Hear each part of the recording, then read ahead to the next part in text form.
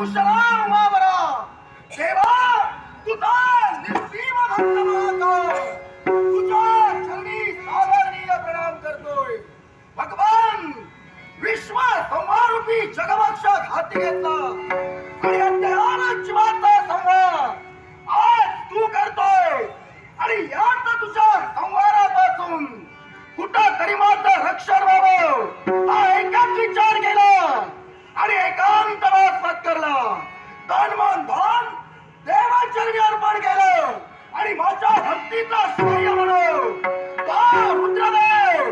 माझ्या नेत्र समोर अवतीर्ण झाला देव नेत्र समोर दिसला अमर होण्याची इच्छा देवा समोर प्रदर्शित केली देवा